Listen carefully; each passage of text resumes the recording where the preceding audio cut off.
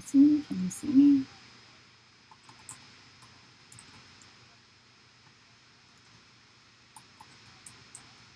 Can you hear me? Can you hear me?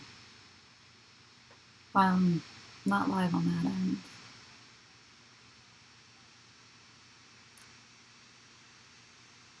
Okay, so I am live.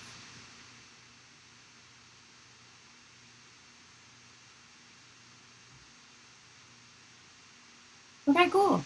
I will close the door and do stuff.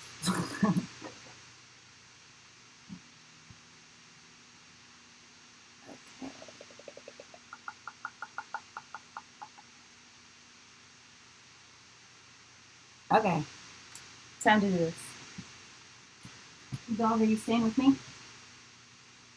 All right. Oh, and around. Choose one.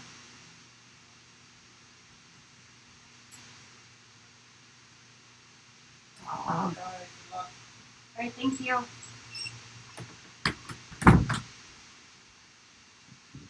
Okay, so my dog. Okay. So yeah, my dog was just like, I want to hang out with you. I don't want to hang out with you. Hi, Echo. Hi, Trinity. Hi, Nancy. Hello, everyone who is joining me. Let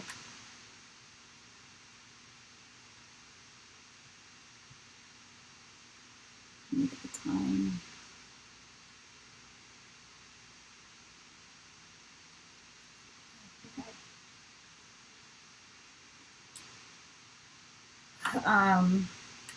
So as always, there's like a little delay from when I can see your comments versus like when I can address them. Sometimes I miss comments. If anything like that happens, just drop me a message in the Sktchy Art School where I have my new class. Very, very excited about that, if you can't tell. I don't know why I say about as if I'm from Canada. I'm not. Yeah, I'm just hoping my iPad doesn't die because my kids were having a little Among Us party earlier today, and I had 4 small humans running around my house with their little devices, trying to find out who was the imposter. So, you know, that was fun. Little. Hello from Alaska. What's the weather like in Alaska?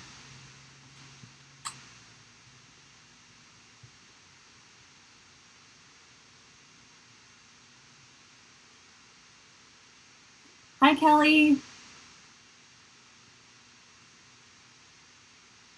So yeah, if you can only pop in for a little bit and you need to catch up later, that's totally fine. Hello, Shad.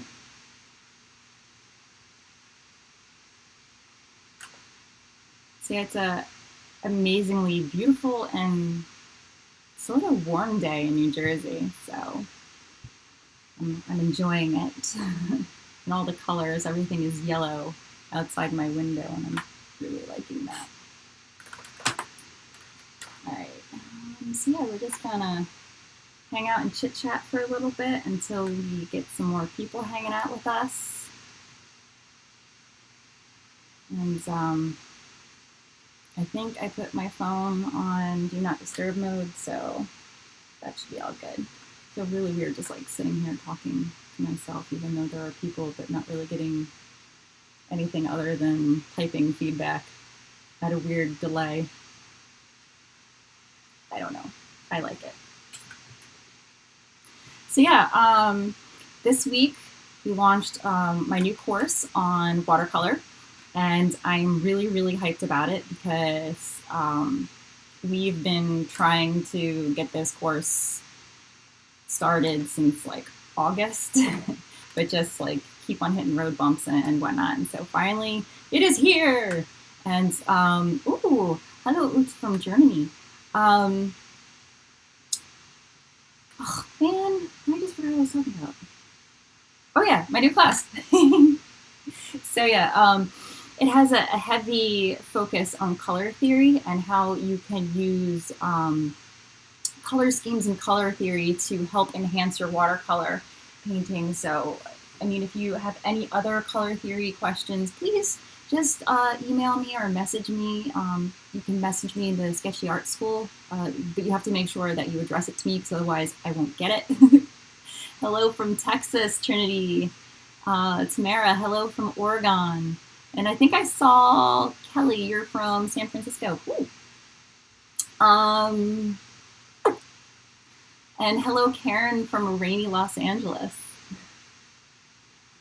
Got a lot of left coast going on.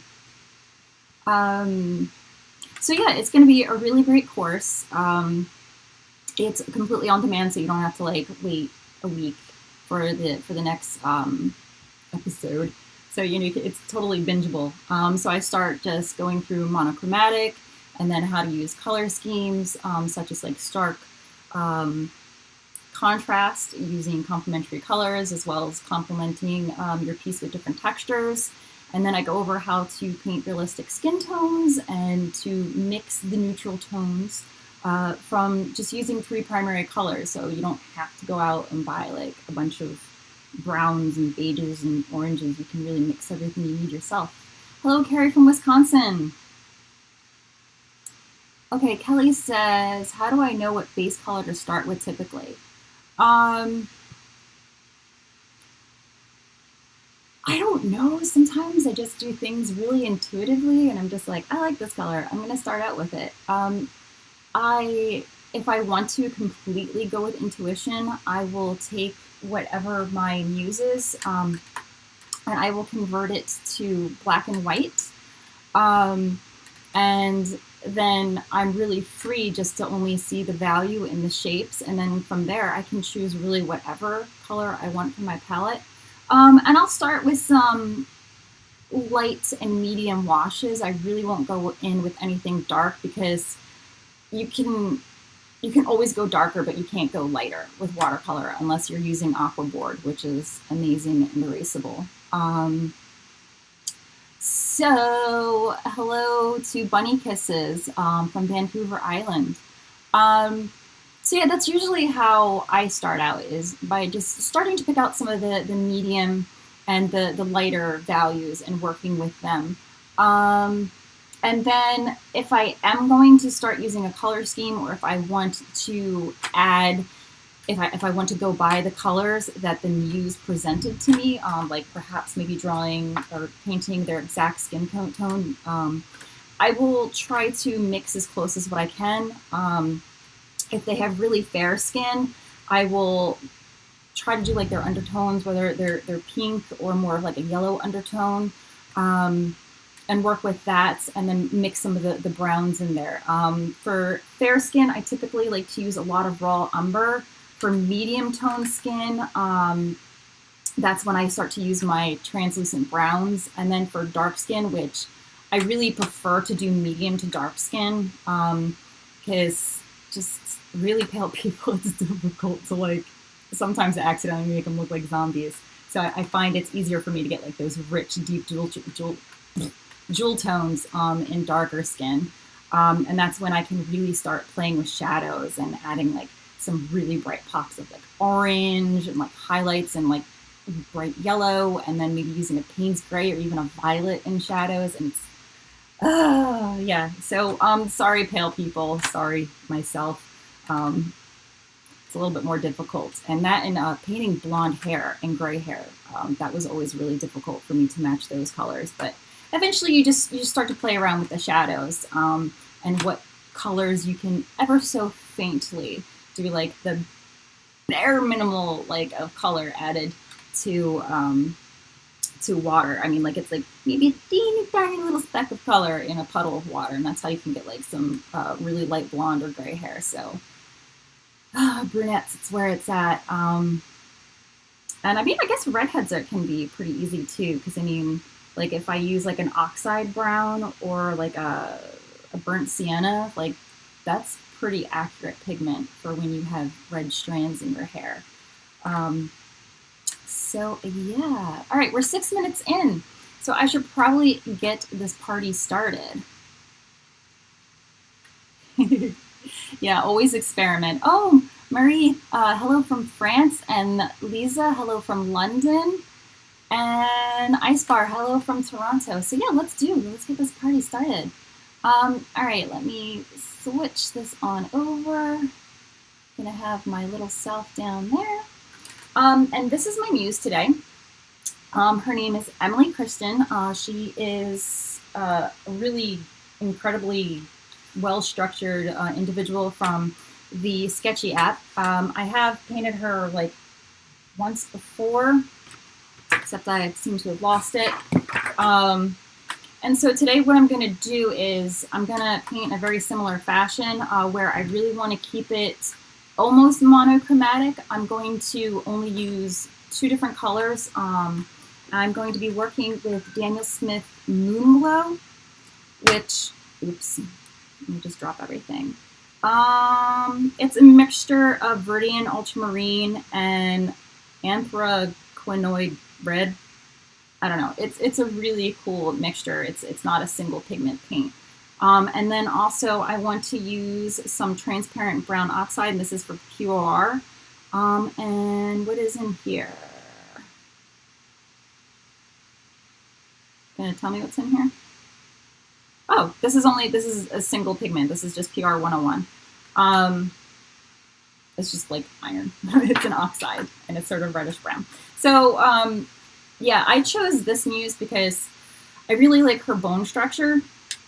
And she, on this printout, you can see it more so than, let me open up the kids and I have destroyed my iPad. The whole entire screen down here is just shattered. So it's a little bit more difficult to see when she's in color because like she is such like a fair-skinned person, but when I converted it to black and white, like you can pretty much like pull out like her occipital bone. You can really see like the underness of the nose. And I just really enjoyed the shadows. And then that sort of like tilt of the head, that's like a tricky sort of 3-color view, but I like it. It's very like sly eye. So that's why I chose this. And as always, I recommend to do some pre-sketching ahead of time. Whoa, that was upside down. So this is just a colored pencil sketch I did while I was at my son's soccer game this morning. And yeah, so it was awesome because they won. And I was able to sort of semi-focus and get, oops, I needed that, and get things going there ahead of time. Okay, I got a question. It says, I have your Sktchy class, which is great, thank you. Does my second class cover different techniques? Yes. I mean, I use always the same techniques of like wet on wet, wet on dry, but where my first class was more focused on the techniques of applying watercolor, where it was more like a crash course in how to use watercolor.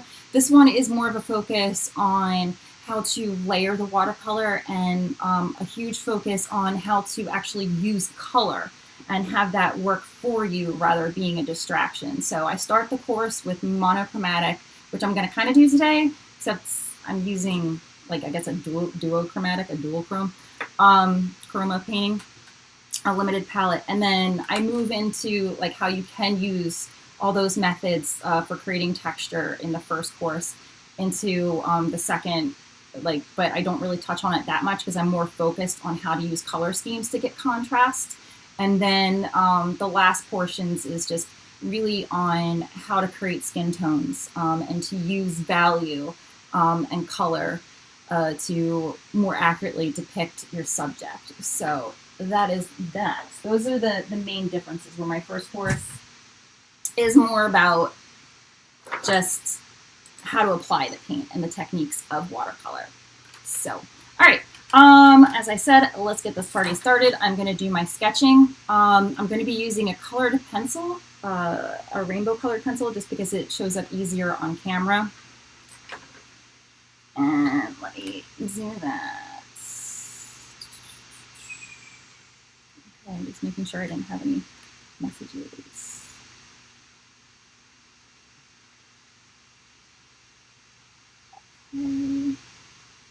Okay. having like issues. Okay, so I'm first gonna like sort of draw in like her sly little, the slant of the eye, because it goes like this. Like her eyes are not equal, they're like, so I just want to sort of gently put that in there. Not too hardly defined because, excuse me, always whenever I'm teaching I get the hiccups without fail. And then, so this is her one eye. And then her nose doesn't really, like, I was making her nose way too long when I first started drawing it. Like, you have to really measure. So be like, okay, well, the nose is pretty much like this distance here. So, you know, the same distance here is like for her cute little noses. Jeez, I thought I wasn't going to sing, but here we go.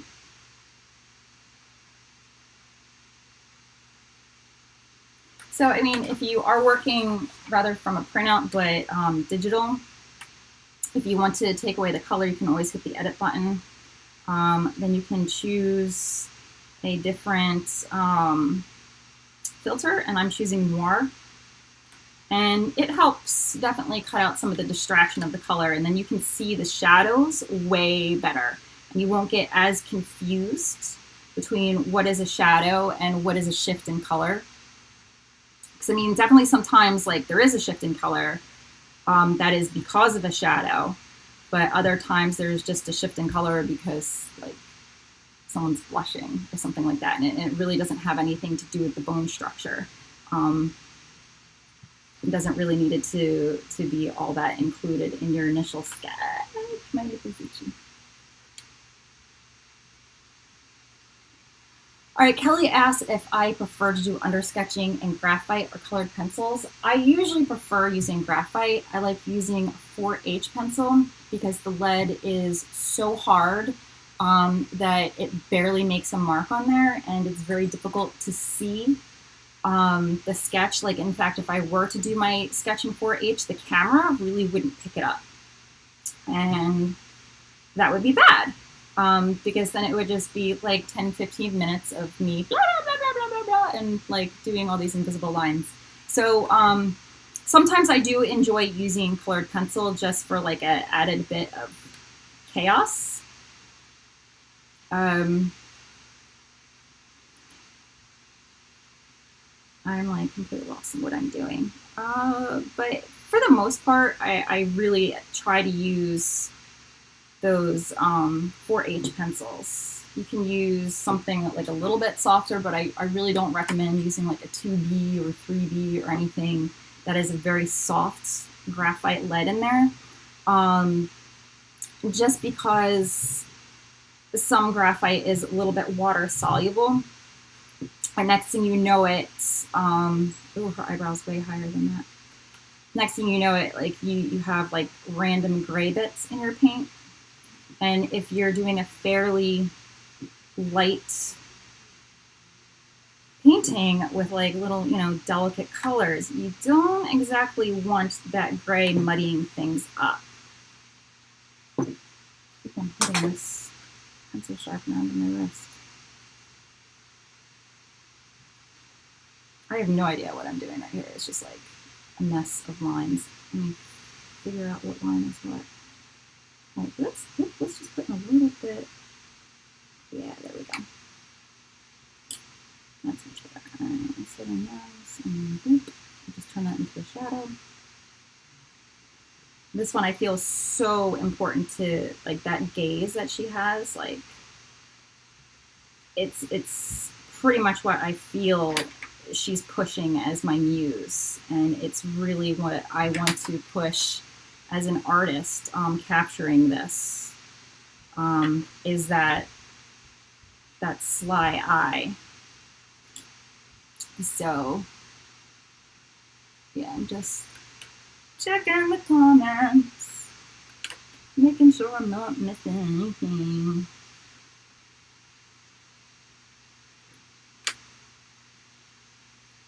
And like, seriously, if some of my my friends who are in the comments who are watching, and if someone asks a question and I miss it, like feel free to answer if you know the answer. Like if you're pretty used to what I do.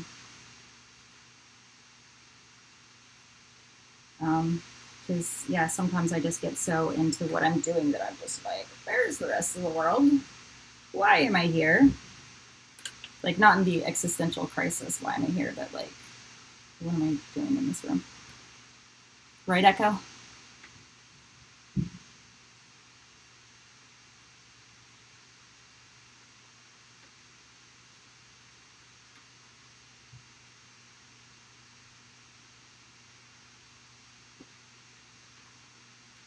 I also really like the way that Emily has her lips. Just that such attitude.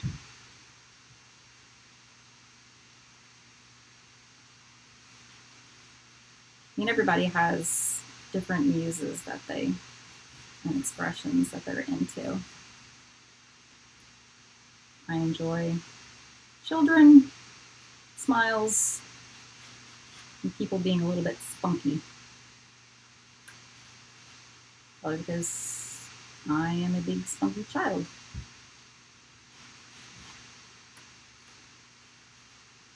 Aw, I made her face too big to really like include her cute ear. So push the hairline back. So you can see I'm getting that in there. I think her chin is way shorter. Okay, so if your nose is this long,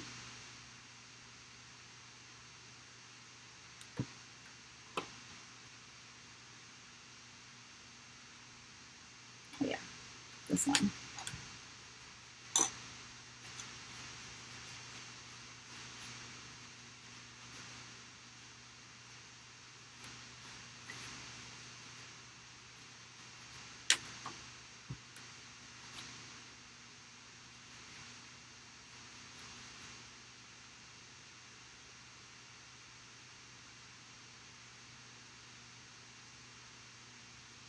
I put your nostril too far forward. My apologies.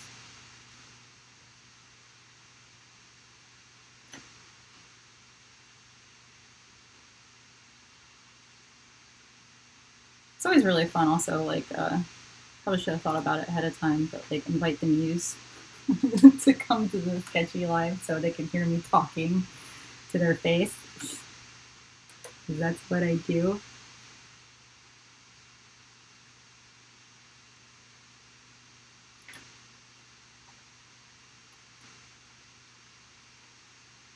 So much fun. And then there's like a big dot there, and then swoosh, swoosh.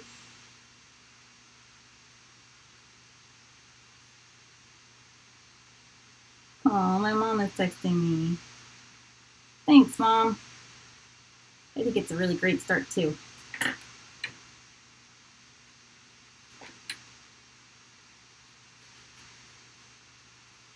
It's always nice when you have the encouragement and support of your family.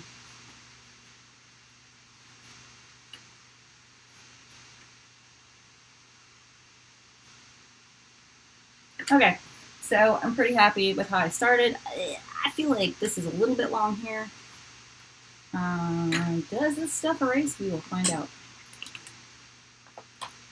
Always, always, always use kneaded eraser on watercolor paper. It's just less damaging. So that's probably not going to come up all that well, but whatever. You're dull.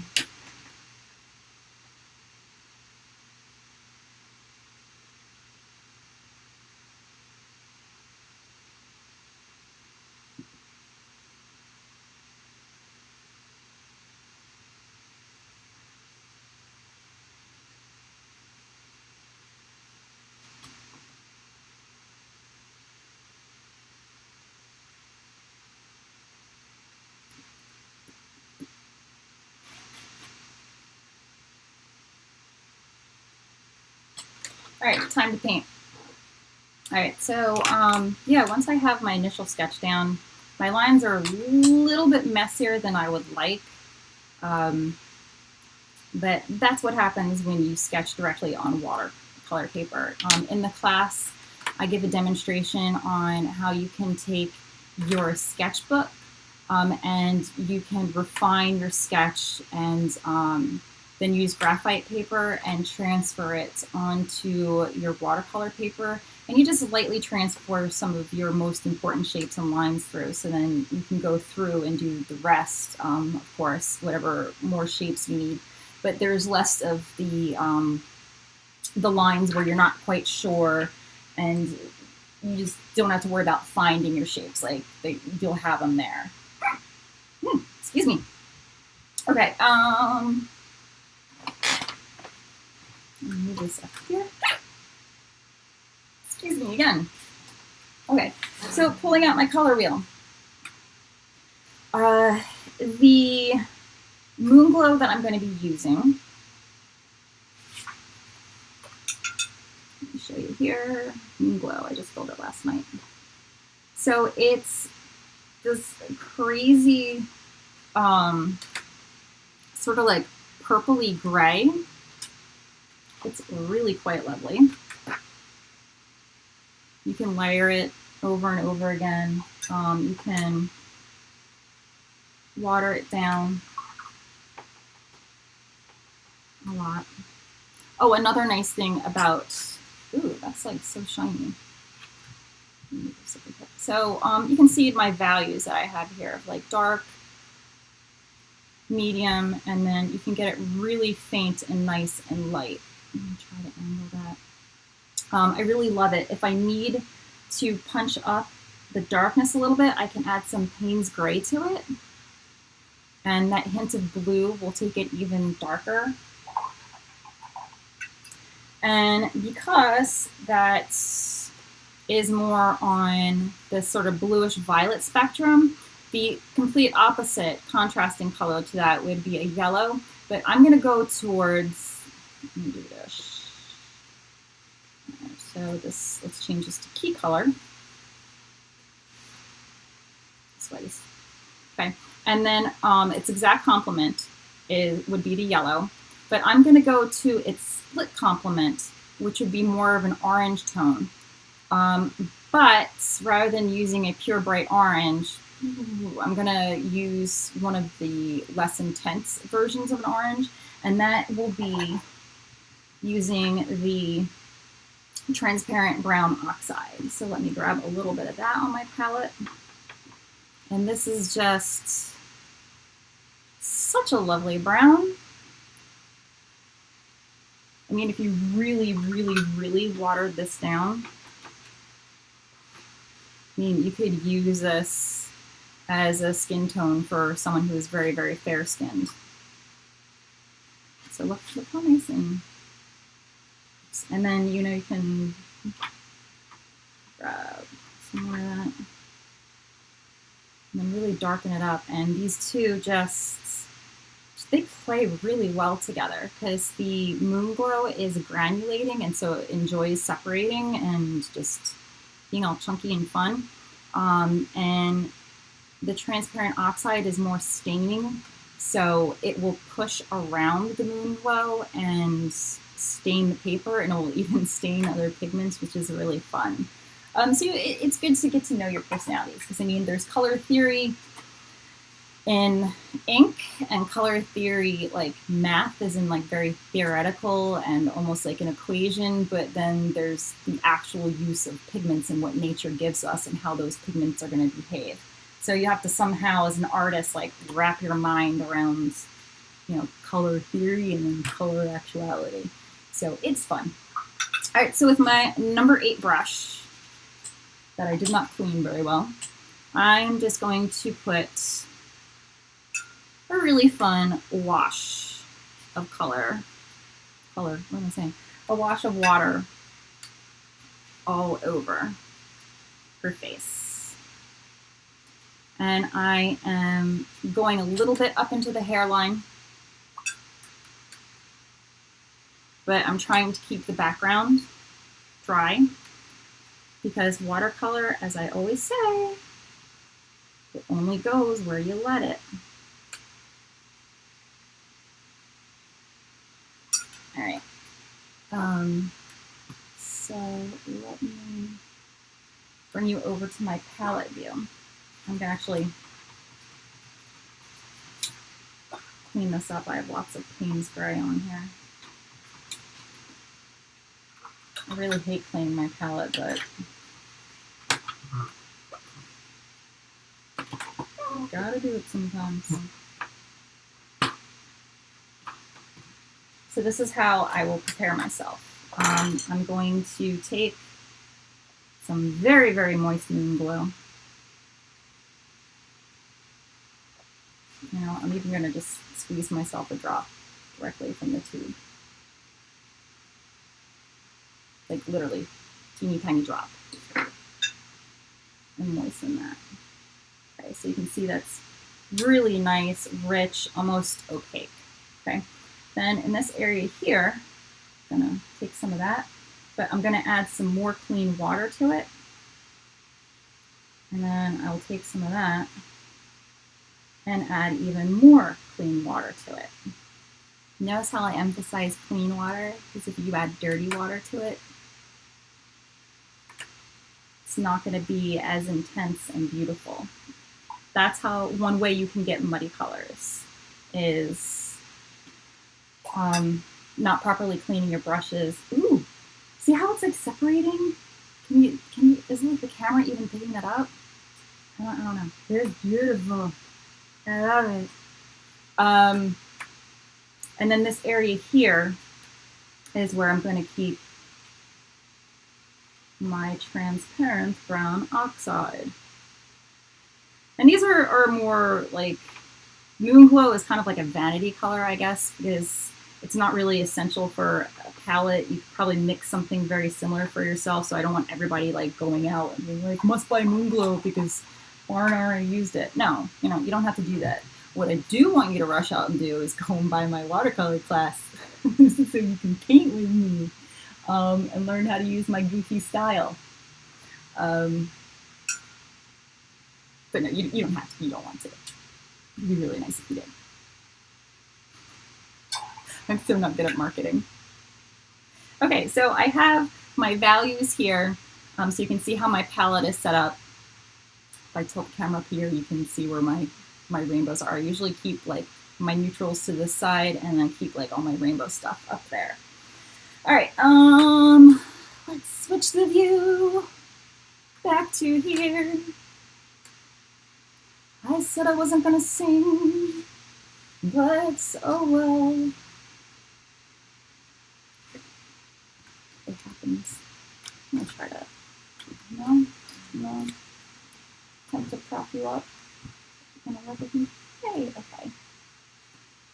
I'm gonna knock that over, I know it. Thank you, Sheila. All right, so let's move this up a little bit more. Please, thank you. Thank you. There we go. So yeah, I was talking so much and I sort of let this dry out a little bit, which is bad. So let me add some more water in here. And I have been doing a horrible job stretching my paper lately. It's all like lumpy. But I went to the hardware store and I just got some masonite composite board. I bought like a big 2 feet by 4 feet slice of it, and I just politely asked if they would cut it down for me into 6 different sections. And so now I have 6 12 by 16 boards that cost me like $6. So for under, I mean, like rather than going out and buying like a pre-cut board at the art supply store, I mean, you just gotta like sand the edges, and if you're really awesome, you can take some like a sealant and spray that on there before you start, so you can have a really nice sturdy background, substrate, something. for your watercolor paper. Okay, so I'm gonna work on the shadow that's up here, and then like really have fun dropping in there. Because my paper is so wet, this is gonna dry fairly light. Watercolor always dries lighter. Okay, wait, I gotta go back to this view. Do you see how this is separating? Like you can see the blue, like separating from the, what is it? Crimson? Viridian. Yeah, alternated and red. So it's so cool how it's doing that. I love it because sometimes if you let it just play on your paper by keeping your paper fairly moist and letting it take its time drying, it'll start doing that separation quite naturally. And then you end up with like these wild variations on there. There we go.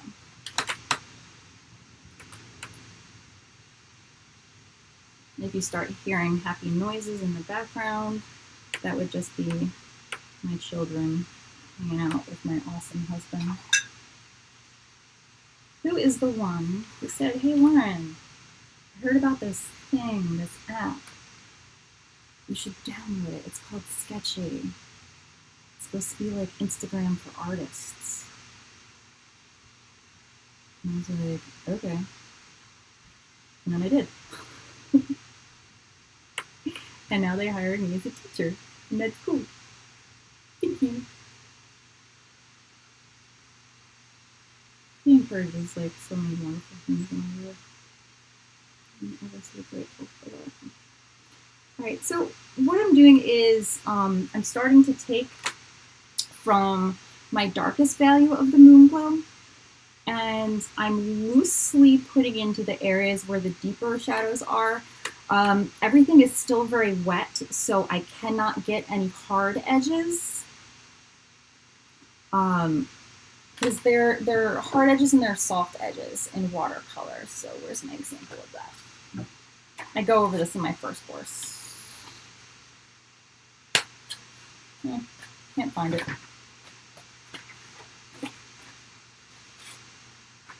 Oh, here's a beautiful thing of moon glow.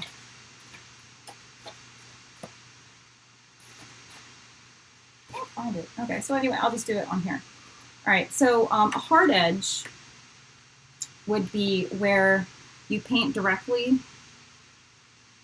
on some dry paper. And then a soft edge would be where the paper is pre-wet, just glossy, like not sopping wet. And then when you paint on it, the edges, they get diffused and fuzzy. So if you want to have like a nice defined edge and shape, you're gonna have to wait for your paper to dry. Otherwise it's gonna be like, see how it's like all fuzzy versus like, this is like, hey, I am a definite edge. I am here, and that is there. I am a shape, versus this is like, hey, I'm a blob. So right now I'm still in blob stage of drawing, painting. I'm not drawing, I'm painting.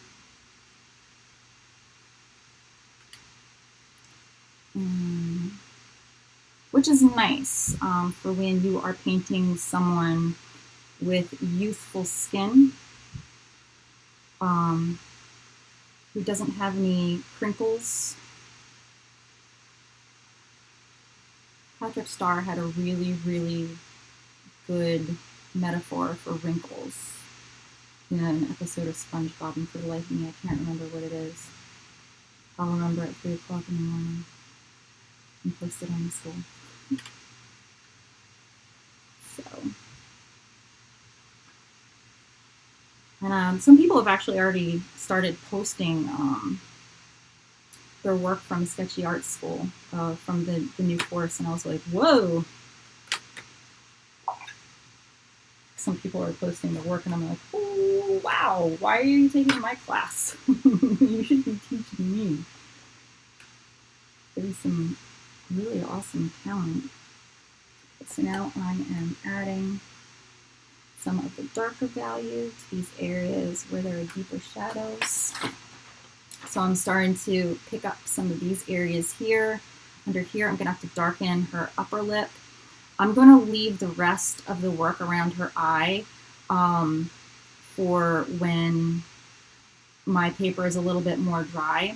So then because there's so many fine little details and bitty shapes in there that I have to let it dry because otherwise I'm going to lose them. And I don't want to because they're such beautiful shapes that define the emotion. If I didn't really, I just said I was going to wait for the eye to dry. What did I do?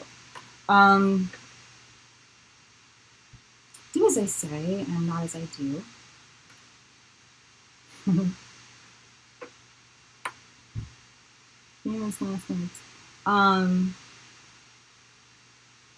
Yeah, so anyway, before then I was talking about how people are already posting the artwork that they're creating on the Sktchy Art School, and it's really incredible. I am so honored to be part of such a great community of artists. Oh, Kelly's funny. Purchase Lauren's class. Check. Going to get a kneaded eraser today. I'm sorry I have to deal with a screaming child.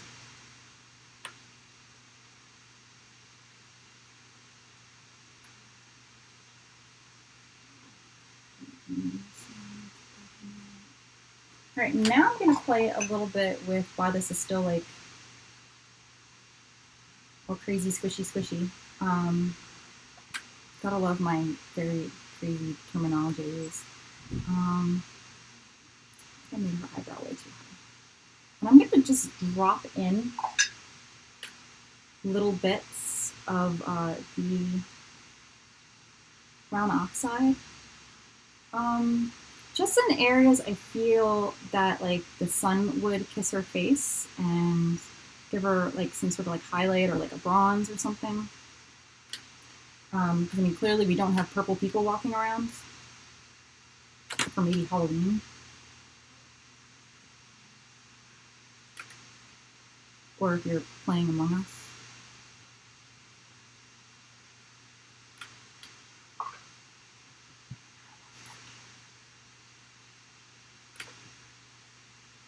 Except I'm like always such a party pooper. If like anyone starts getting rude in the comments and always like moderating. Just, I can't stop being a teacher. And I'm gonna pull some of this color into her hair.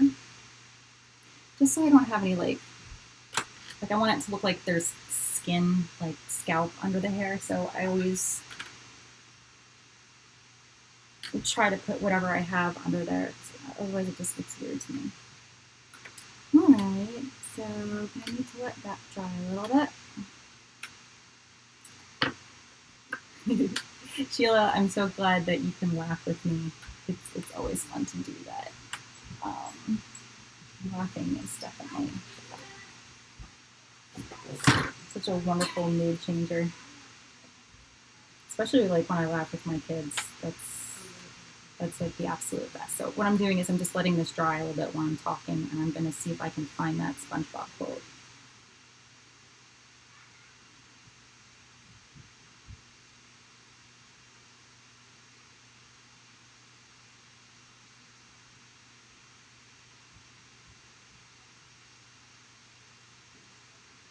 I'm going to have to find it, or I'm just going to have to watch that episode again.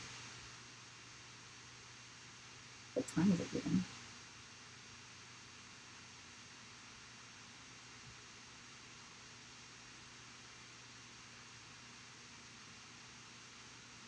Ugh, I won't be able to find it.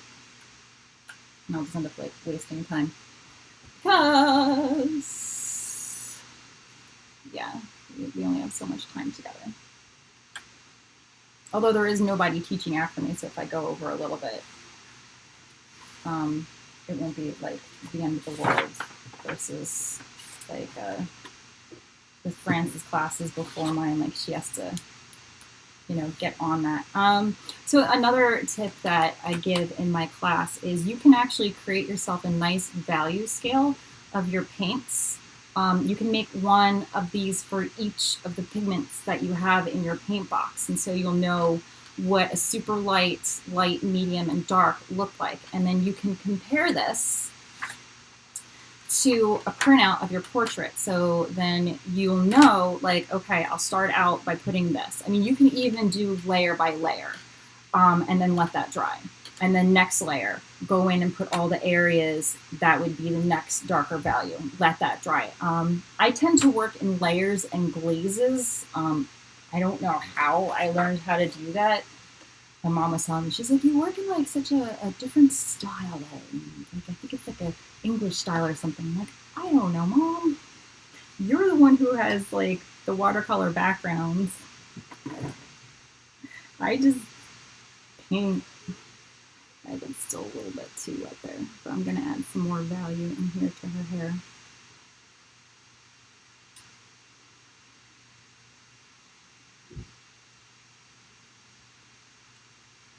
Because if I add the contrasting darkness of her hair here, it's going to really show the lightness of where the light is hitting her forehead, and it's just going to emphasize the direction that our light source is coming from. And she has like really fun, not really like frizzy, but like there are a lot of like little flyaway hairs. I'm gonna need to get some more moon glow. My supply is running thin.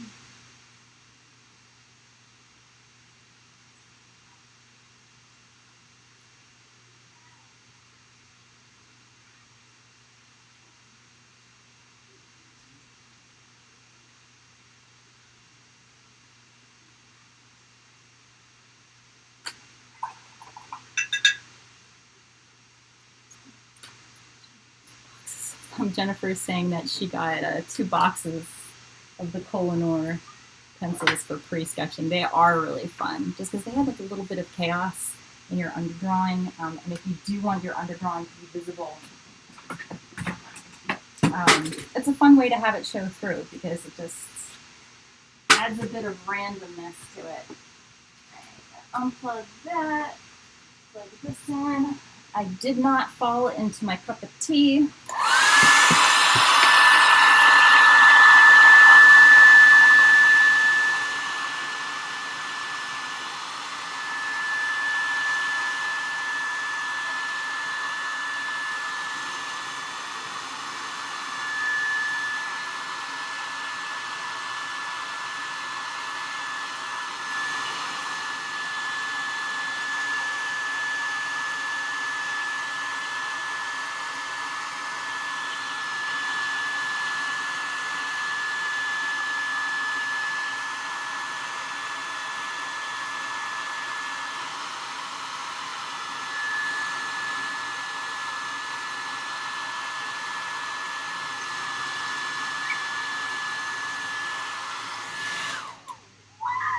That was noisy. Yeah, so I'm going to lift this up so you can see it a little bit better in the camera. But you can see where it actually started to granulate right down here versus where it sits real flat there with the more staining color. So it's just so lovely. I just love it. And then here, let me show you the palette view. You can actually see, let me tap this, but the purple, the reds actually are pulling down, like gravity is pulling them down. They must be heavier because it's like the blue part is sort of staining up there. So that's kind of interesting, you know, how physics really, physics and chemistry, there's just so many factors to our artwork. I love it. I absolutely love it. All right. So now that this is drier, I can start going into some of my more detailed aspects. I'm going to switch to a synthetic brush because I feel I have more control with them. If I can find it. Yeah, this is Princeton Velvet Touch size 4 brush. All right. So let's first define shadowy parts in her upper eyelid.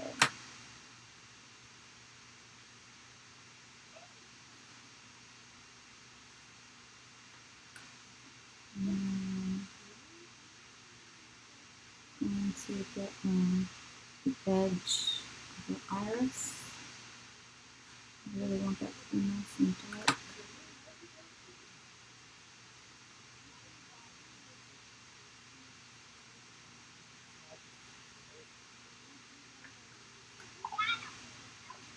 And this with some clean water.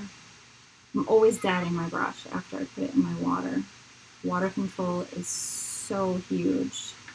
In my new course, I do a little brief explanation of how water control, you can really use it to control the values that you have. I mean, if you have a lot of water in your brush, number one, you're going to create puddles. But number two, the amount of water that you use when you dilute your paints greatly controls what value you're going to end up having.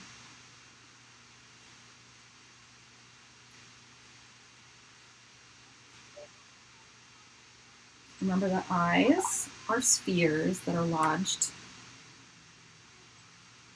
behind our orbital bones, so they always need some sort of shadow there. Not that much. So I can just clean that back.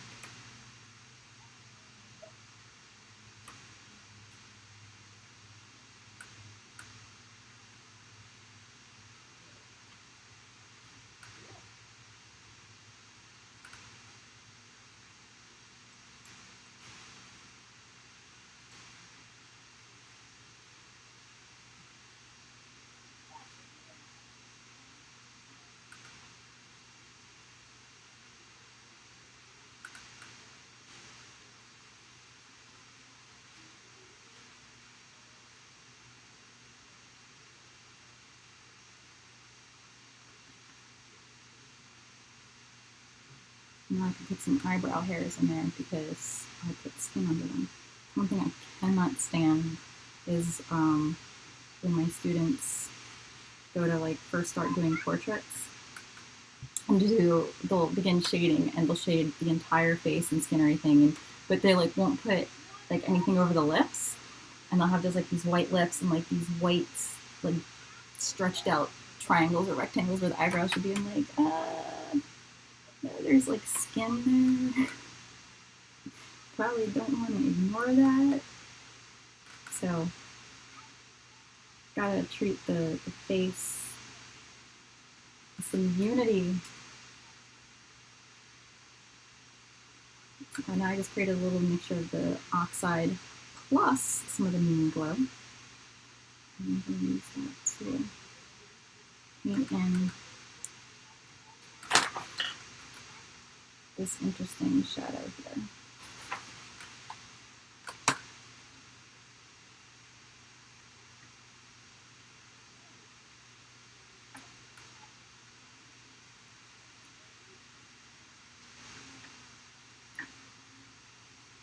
My Fitbit is telling me that I need to get up and move.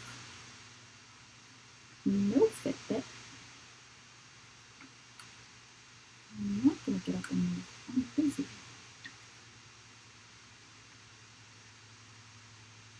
I'll chase the kids and dog later.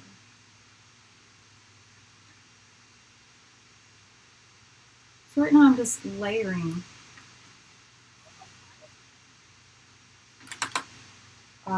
some darker values when everything's dry. You can't try to tackle everything all at once and push for details and have hard lines. If you want a unified piece, you really want to start with those wet on wet washes ahead of time.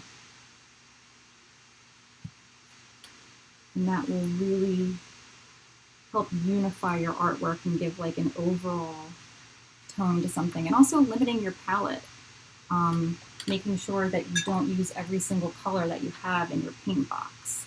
I mean, if you have like a pre-mixed orange, like, you know, maybe not use that. Maybe use the yellow and the red that you already have in your painting and mix them together and make some orange yourself.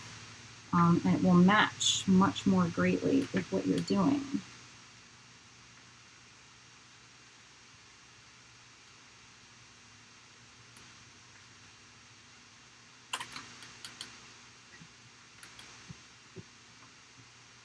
Actually decided I don't think like that.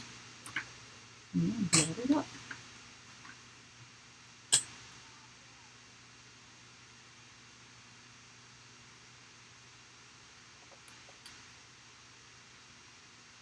Sometimes I feel like when I do these sketchy live things, I just sound like a broken record.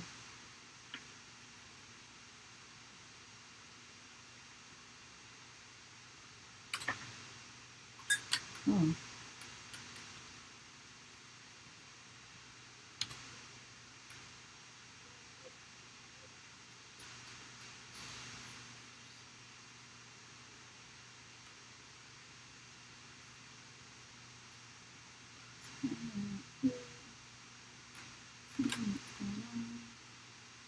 Occasionally I have to like check in on the YouTube feed, make sure I'm still like podcasting.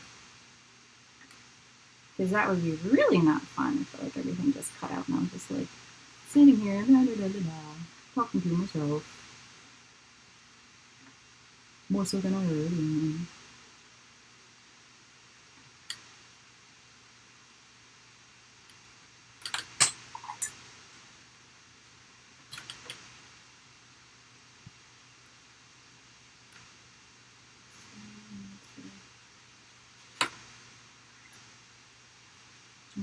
Shadow here. Kind of looks like I gave her a beard. Don't worry, I will not give you a beard. I just said beard real funny, like I was Kermit the Frog. Beard.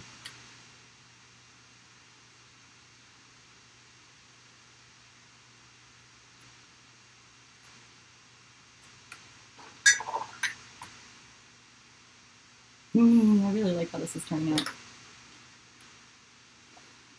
I'm trying to paint with the wrong end of my paintbrush.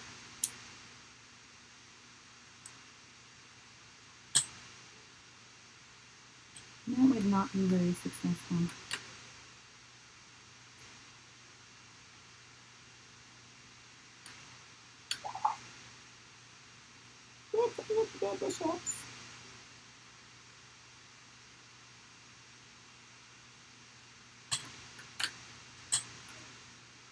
Whoa, this eye looks really way too low.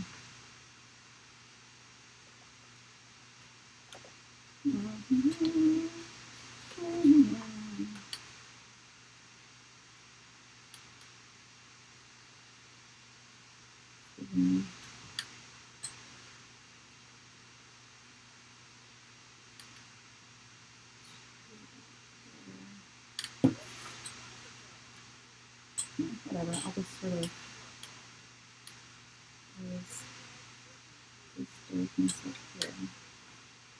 here.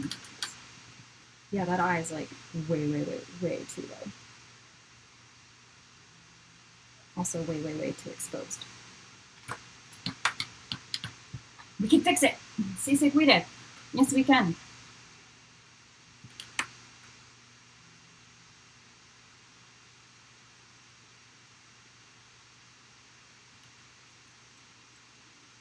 Why didn't anybody tell me I did that? Come on, guys. You goofball. You made that eye too low. Stop it. Now it looks like she has a black eye. I don't know.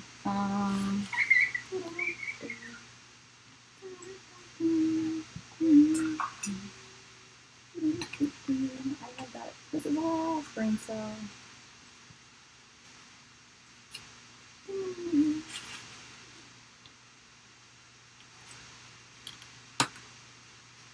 Maybe let's bring a little bit in here, some these go. I'm going to close that one a little bit more.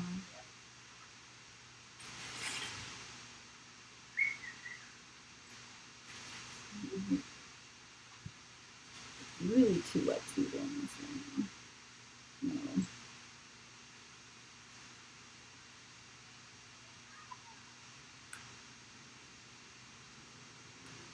So that's why it's always nice to like take a little break in the midst of your painting, walk away from it for a little bit, because then you can catch things like that.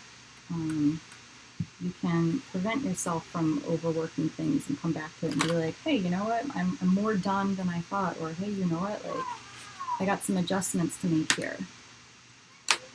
Like that one. Let's stand up and see if that gives me a better. Yeah, I have to place that up there. Sometimes you're just sitting at a wrong angle.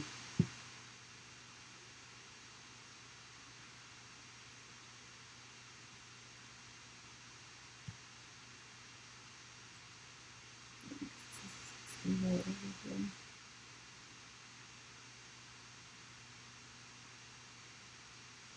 Use this. Ugh, I'm focusing so much on this area, it's gonna look horrible.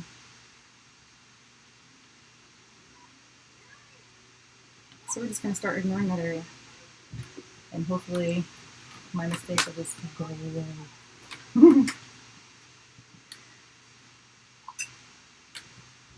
Alright, now I need to define the shadow on the neck a little bit more. I really hate to disturb it because I had so much beautiful granulation going on. So I'm just gonna put some dark paint here. And with a clean brush, a second brush, I'm just going to tickle the puddle downwards and across her neck where I want that shadow to kind of go. And just direct the paint, direct the traffic of the paint.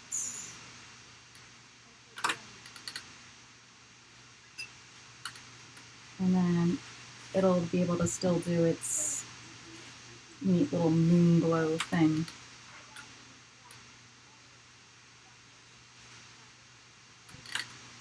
Tilt.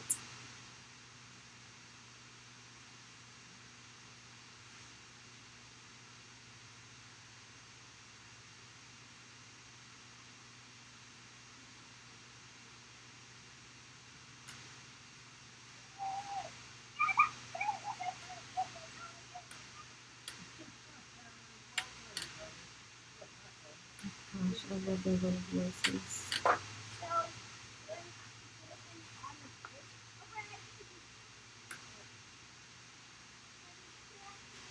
My husband was working on the leaves yesterday. My daughter was so upset.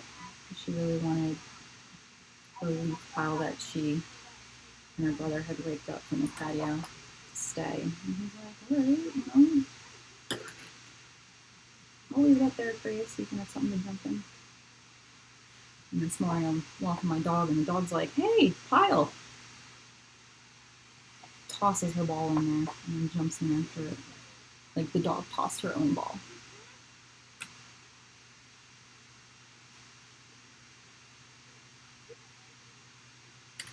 It was absolutely fantastic.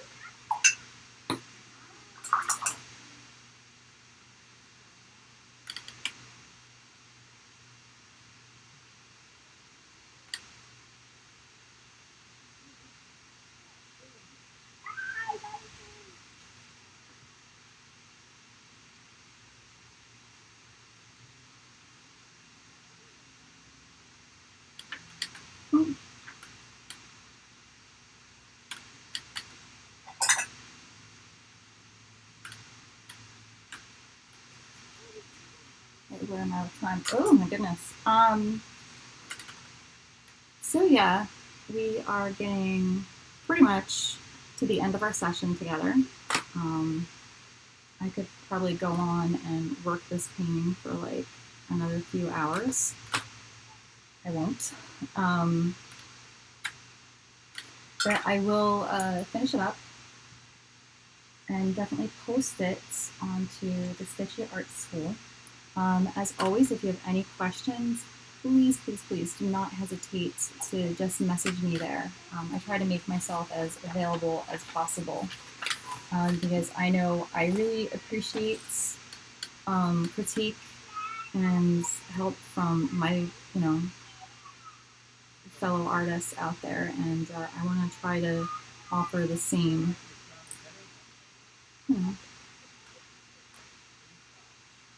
So please make use of not only asking the instructors questions, but also utilizing your friends that you make. You know that as an artist, you don't have to go it alone. There always is somebody else out there that either has the same question or had the same question, was able to find that answer. So, why reinvent the wheel?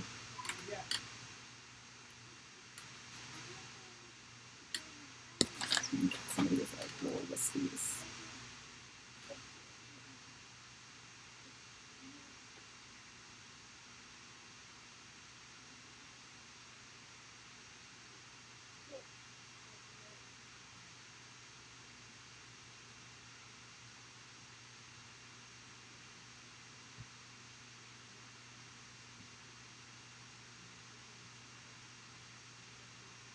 I know I said I was going to be done. Clearly I'm not.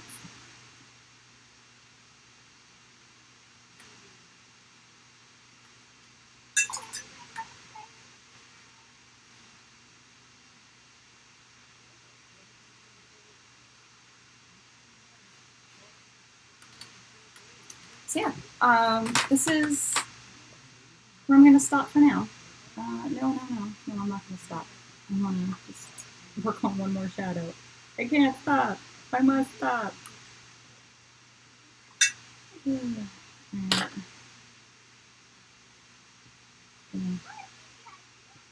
Some light little freckle work on there just by tapping the brush.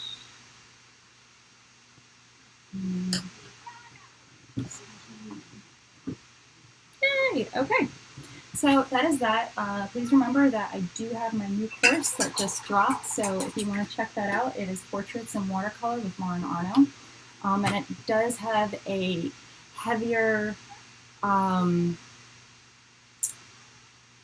focus on color theory and how you can utilize that to enhance your paintings. So yeah, I shall see everybody again in the Sktchy Art School, and I will be doing another live broadcast on, I believe, the 21st. So thank you so much for joining me, and I can't wait to see what you create. So make sure you post what you create in this art school or on the Sktchy app, and hashtag me, message me, mention me, so then I can definitely see your work and cheer you on. So thank you for joining me. All right, bye-bye.